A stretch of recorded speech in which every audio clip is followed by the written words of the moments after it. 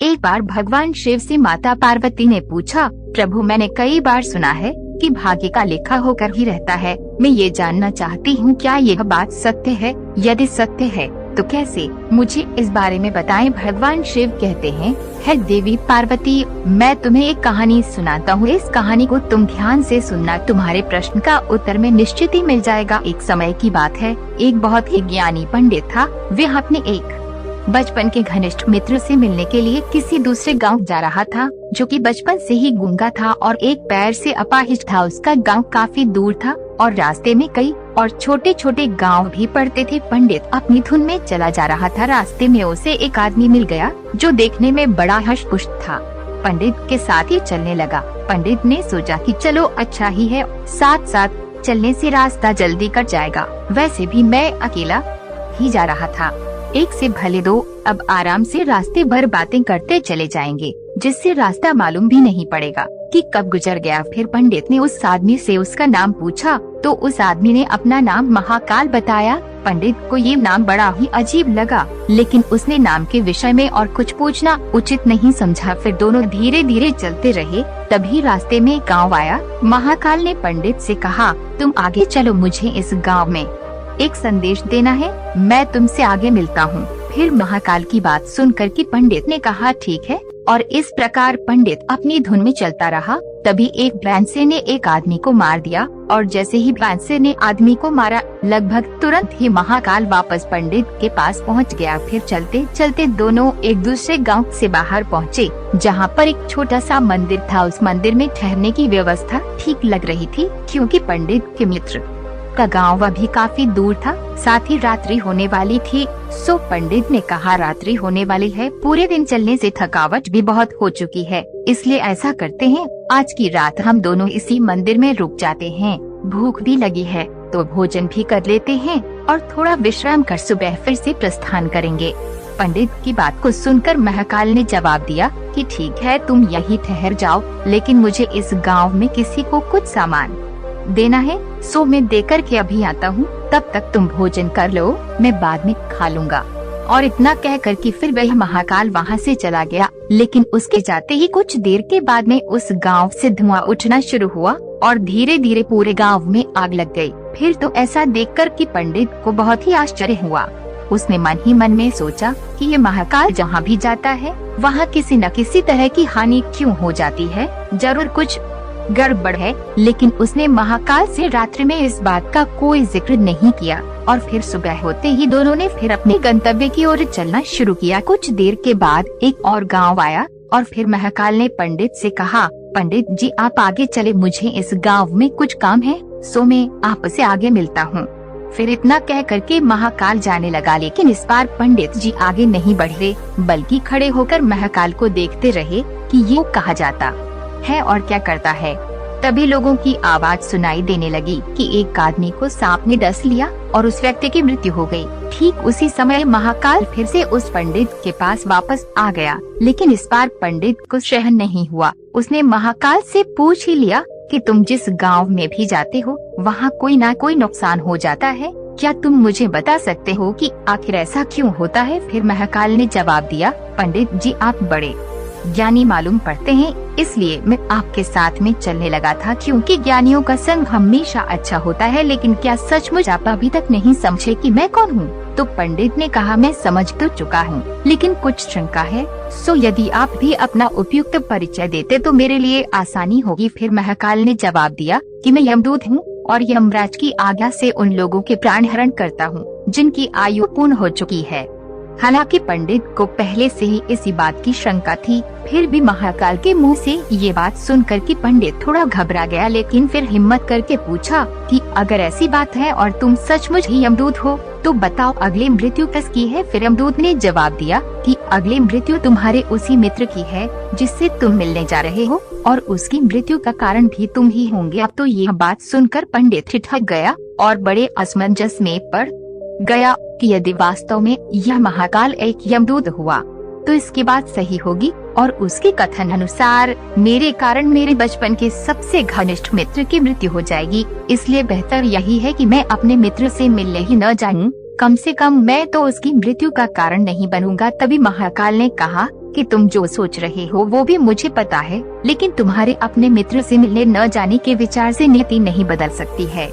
तुम्हारे मित्र की मृत्यु निश्चित है और वो अगले कुछ ही क्षणों में घटित होने वाली है। महाकाल के मुख से यह बात सुनते ही पंडित को झटका लगा, क्योंकि महाकाल ने उसके मन की बात जान ली थी, जो कि किसी सामान्य व्यक्ति के लिए तो संभव ही नहीं थी। इसके फलस्वरूप पंडित को विश्वास हो गया कि महाकाल सचमुच यमदूत ही है, इसलिए अब वह पंडित अपने मित्र की मृत्यु का कारण न बने, इस हेतु वो तुरंत पीछे मुड़ा और फिर उसे अपने गांव की तरफ लौटने लगा। परंतु जैसे ही वो पीछे मुड़ा, सामने से उसे उसका मित्र उसे की ओर तेजी से आता हुआ दिखाई दिया, जो कि पंडित को देखकर के अत्यंत प्रसन्न लग रहा था। अपने मित्र के आने की गति को देखकर पंडित को ऐसा लगा जैसे कि उसका मित्र काफी समय से उसके पीछे पीछे ही आ रहा था, क्योंकि वे यह बचपन से ही गूंगा और एक पैर से अपाहिज था, इसलिए न तो पंडित तक पहुंच पा रहा था और न ही पंडित को आवाज देकर के रोक पा रहा था। जैसे ही वो पंडित के पास पहुंचा, अचानक से उसे एक ठोकर लगी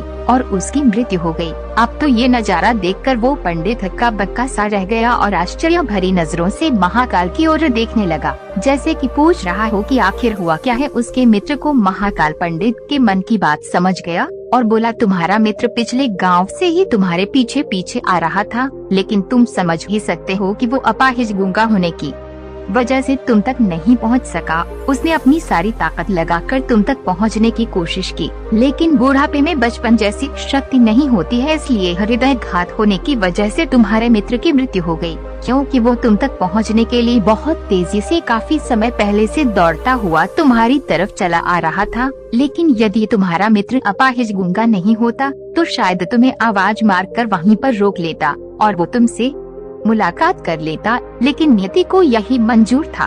उसकी मृत्यु ऐसे ही लिखी थी और तुम ही उसकी मृत्यु के जिम्मेदार बनने थे, क्योंकि वो तुमसे मिलने के लिए, तुम तक पहुंचने के लिए ही अपनी सीमाओं को लांघते हुए तुम्हारे पीछे भाग रहा था, क्योंकि वह मुंह से आवाज नहीं मार सकता था, क्योंकि वह गूंगा था। और इस प्रकार पंडित को पूरी तरह से विश्वास हो गया कि महाकाल सचमुच ही यमदूत है और जीवों के प्राण हरण करना ही उसका काम है। क्योंकि पंडित एक ज्ञानी व्यक्ति था और जानता था कि मृत्यु पर किसी का कोई भी बस नहीं चल सकता, सभी को एक नए दिन मरना ही है, इसलिए उसने जल्दी अपने आप को संभाल लिया। लेकिन तभी उस पंडित के मन में अपनी स्वयं की मृत्यु के बारे में जानने की बड़ी उत्सुकता हुई। फिर उस पंडित ने महाकाल से पूछा, अगर मृत्यु मेरे मित्र की होनी थी, तुम शुरू से ही मेरे साथ क्यों चल रहे थे? फिर महाकाल ने जवाब दिया, मैं तो सभी के साथ चलता हूँ और हर क्षण चलता रहता हूँ, लेकिन लोग मुझे पहचान नहीं पाते, क्योंकि लोगों के पास में अपनी समस्याओं के अलावा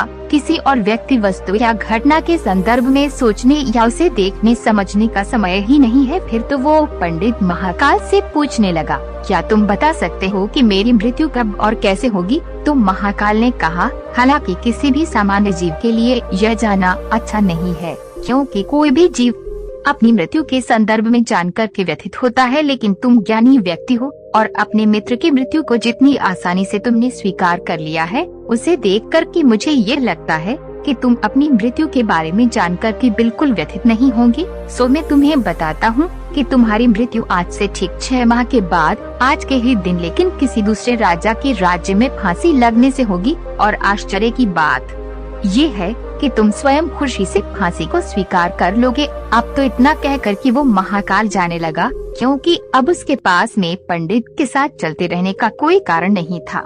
उधर महाकाल के चले जाने के बाद में पंडित ने अपने मित्र का जो भी कर्मकांड संभव था सारा किया, फिर अपने गांव लौट आया। लेकिन कोई भी व्यक्ति चाहे जितना भी ज्ञानी क्यों न हो, अपनी मृत्यु के संदर्भ में जानने के बाद में कुछ तो व्यथित होता है और उसे मृत्यु से बचने के लिए कुछ न कुछ तो करता ही है। सो पंडित ने भी किया। चूँकि पंडित विद्वान था, इसलिए उसकी ख्याति उसके राज्य के राजा तक थी। उसने सोचा कि राजा के पास तो कई ज्ञानी मंत्री होते हैं और उसकी मृत्यु से संबंधित समस्या का कोई ना कोई समाधान तो निश्चित ही निकाल देंगे। इसलिए वो पंडित राजा के दरबार में पहुंचा और राजा को सारी बात बताई। फिर राजा ने पंडित की समस्या को अपने मंत्रियों के साथ साझा की और उनसे सलाह मांगी। अंत में सभी की सलाह से यह तय हुआ कि यदि पंडित की बात सही है तो जरूर उनकी मृत्यु 6 महीने में होगी, लेकिन मृत्यु तब होगी जब वे किसी दूसरे राज्य में जाएंगे। यदि पंडित किसी दूसरे राज्य में नहीं जाए तो उनकी मृत्यु नहीं होगी।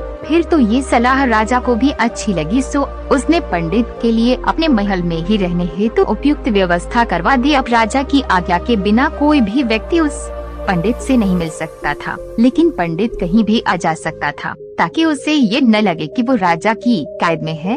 हालांकि वह स्वयं ही डर के मारे कहीं नहीं जाता था। अब धीरे धीरे पंडित की मृत्यु का समय नजदीक आने लगा और फिर आखिर वह दिन भी आ गया जब पंडित की मृत्यु होनी थी। सो जिस दिन पंडित की मृत्यु होनी थी उससे पिछली रात पंडित डर के मारे जल्दी ही सो गया ताकि जल्दी से जल्दी वो रात और अगले दिन बीत जाए और उसकी मृत्यु भी बीत जाए। लेकिन पंडित को नींद में चलने की बीमारी थी और इस बीमारी के बारे में स्वयं पंडित भी नहीं जानता था, इसलिए राजा या किसी और से इस बीमारी का जिक्र करने अथवा किसी वैद्य से इस बीमारी का इलाज करवाने का तो प्रश्न ही नहीं उठता था। फिर तो उसी रात पंडित को रात को नींद में चलने लगा और वह वहाँ से उठा और राजा के महल से निकल कर के अस्तबल में आ गया। क्योंकि वह राजा का खास मेहमान था, इसीलिए किसी भी पहरेदार ने उस पंडित को नहीं रोका, न ही किसी तरह की पूछताछ की कि तुम कहाँ जा रहे हो। फिर तो वो पंडित अस्तबल में पहुंचकर और सबसे तेज दौड़ने वाले घोड़े पर सवार होकर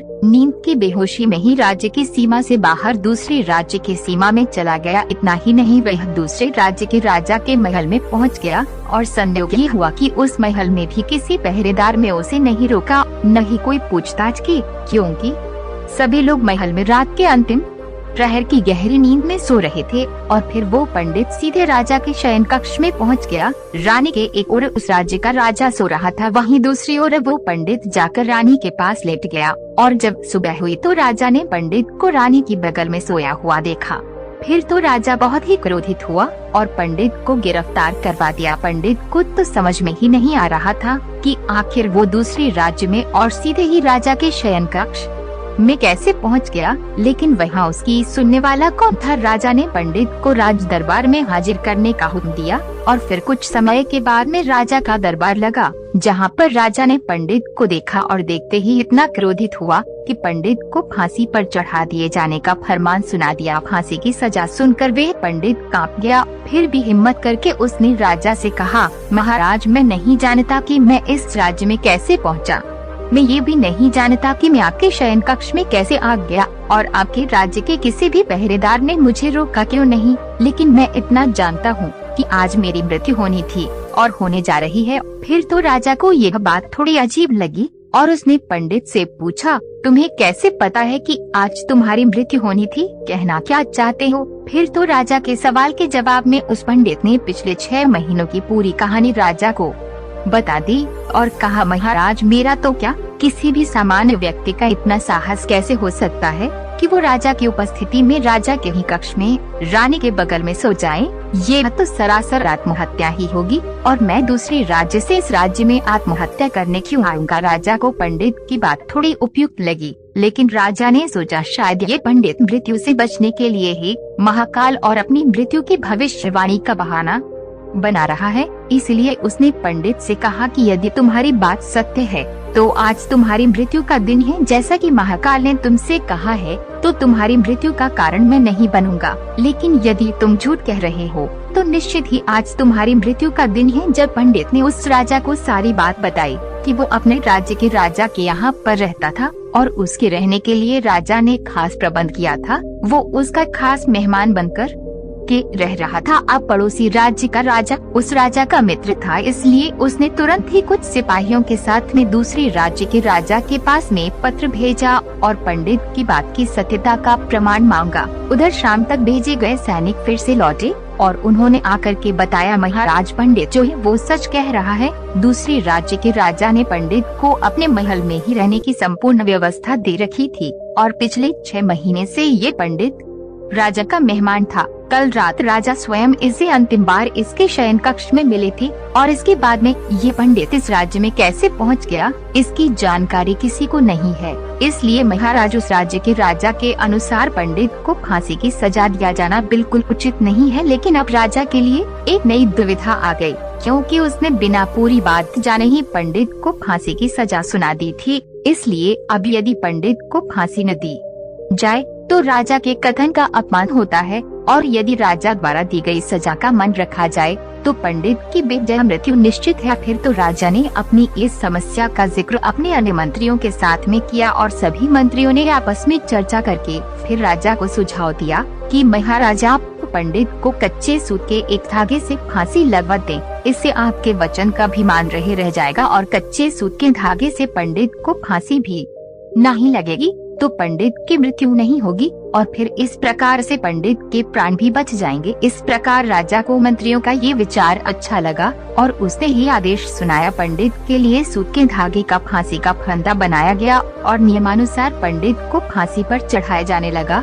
सभी खुश थे क्योंकि कच्चे सूत के धागे से फांसी लगने पर पंडित भी नहीं मरेगा और राजा का भी वचन झूठा नहीं होगा। उधर पंडित को भी विश्वास था कि सूत के धागे से तो उसकी मृत्यु हो ही नहीं सकती, इसलिए पंडित भी खुशी खुशी फांसी पर चढ़ने को तैयार हो गया। जैसा कि महाकाल ने उससे कहा था कि तुम फांसी की सजा को खुशी से स्वीकार करोगे, लेकिन जैसे ही पंडित को कच्चे सूत के धागे से फांसी दी गई, सूत का धागा तो टूट गया, लेकिन टूटने से पहले धागे ने अपना काम कर दिया। पंडित के गले की नस कट गई और पंडित जमीन पर गिरकर तड़पने लगा। हर धड़कन के साथ में पंडित के गले से खून की पुरवार निकल रही थी। फिर देखते ही देखते कुछ ही क्षणों में पंडित का शरीर पूरी तरह से शांत हो गया। फिर सभी लोग आश्चर्यचकित होकर के हक्के बक्के से पंडित को मरते हुए देखते रह गए। किसी को भी विश्वास ही नहीं हो रहा था कि एक कमजोर से सूत के धागे से भी किसी की मृत्यु हो सकती है, लेकिन घटना घट चुकी थी। नियति ने अपना काम कर दिया था।